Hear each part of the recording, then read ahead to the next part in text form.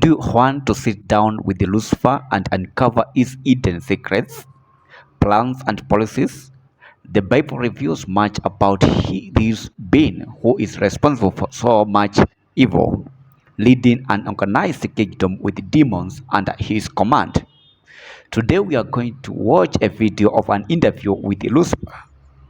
But first, it's important to remember that while the devil is our foe, we shouldn't fear him.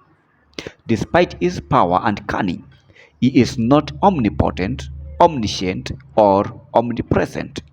He is a created being, not God, and his influence is limited to what God allows. As seen in Job 1:7, Satan can only roam the earth, not exist everywhere at once. Moreover, Christians can resist him. As James 4:7 instructs, submit to God, resist the devil, and he will flee from you.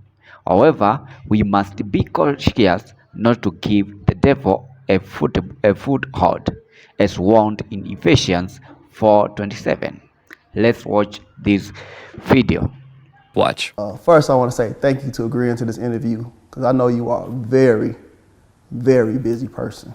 Yes. I usually like to fly under the radar. But I figured, since I'm already on the campaign trail, why not? Okay.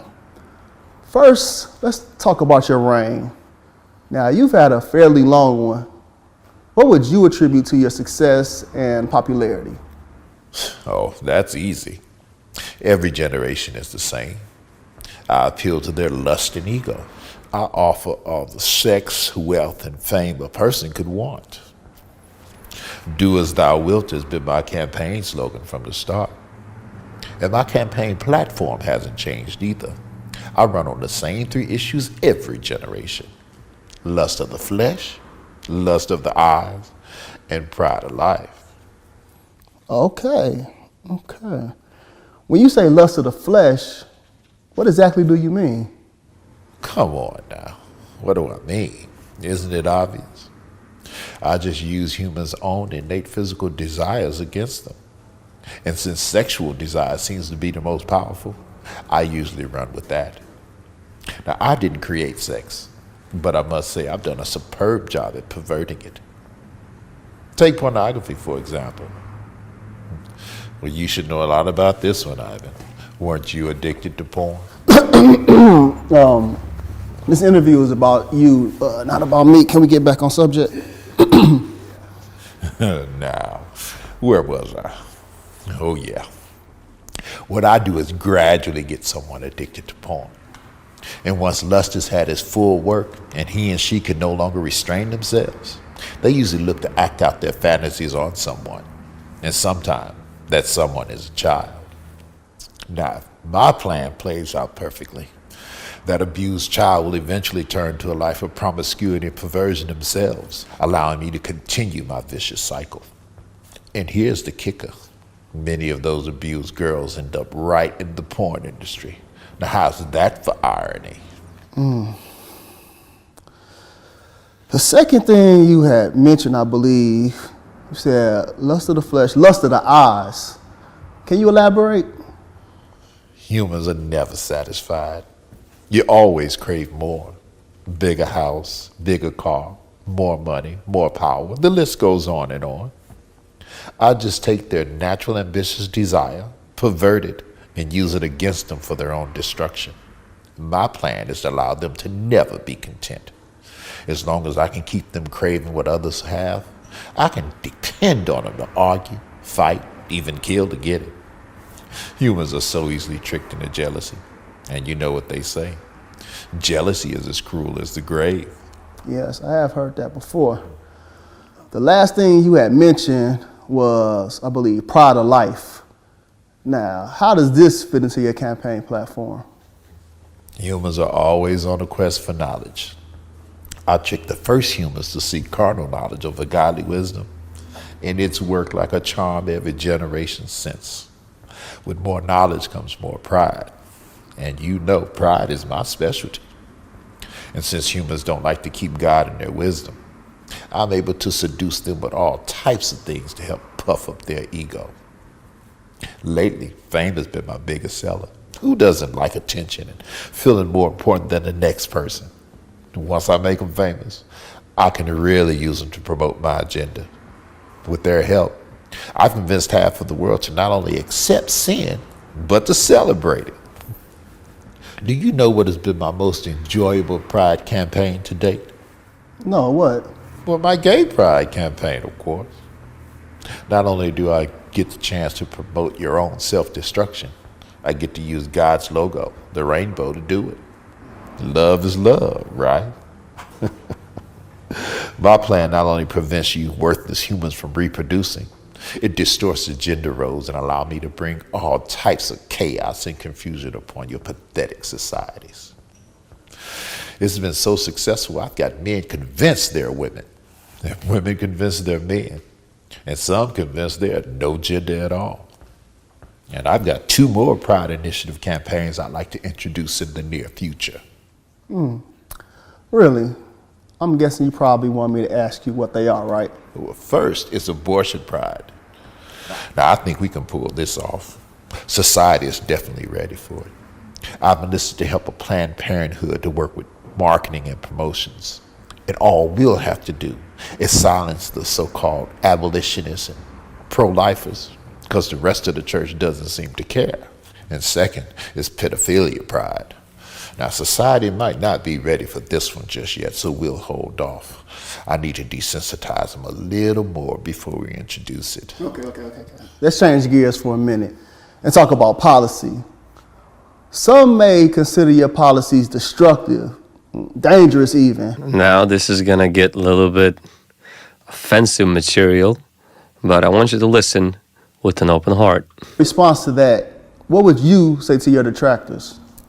All of my policies are aimed to do one of 3 things: either steal, kill, or destroy. And if it's not doing one or all 3 of those things, then it's not in my agenda, and I'm not promoting it. Okay. I'm happy you said that. It seems as if you promote your agenda differently to different ethnicities. If so, why? He's going for the Of race course, I'd be a fool not to. Take black people, for instance.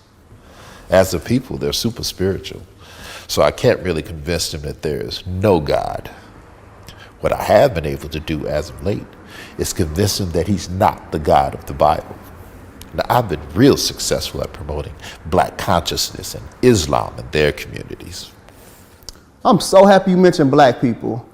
It seems as if we've been at the very top of your agenda for quite some time. Why is that? A few reasons.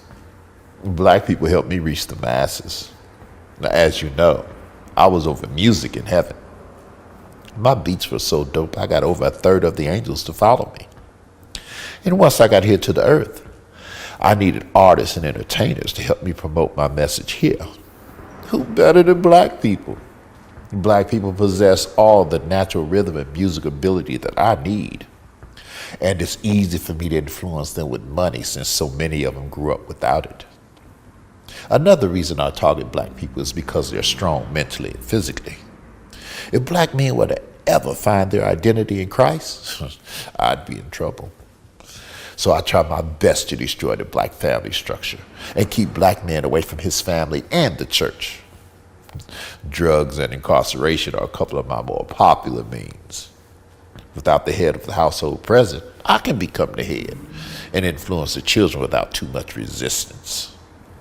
So you mean to tell me that your policies are intentionally racist against black people? Racist? This has got to be the best law I've ever come up with. Now, I can't believe that humans still believe they're different races.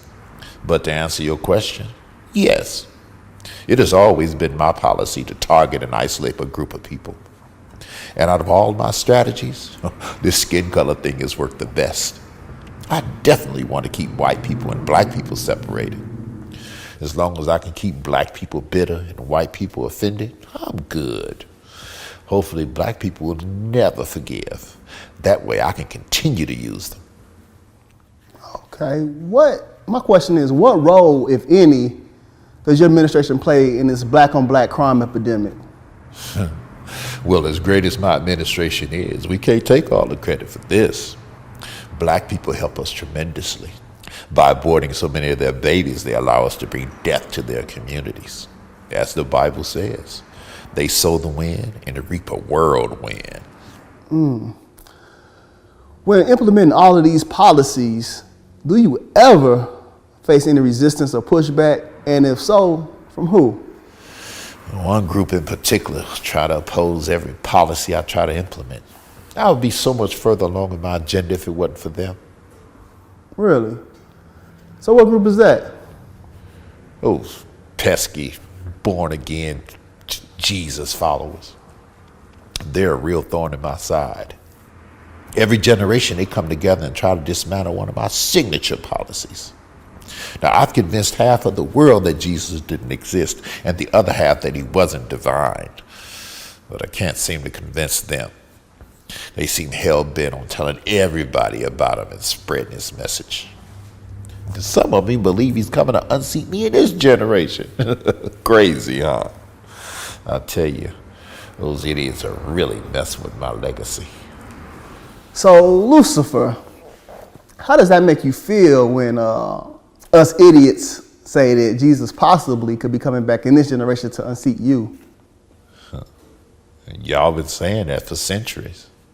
I just use it as motivation to get as much of my agenda pushed through and deceive as many people as possible before he returns.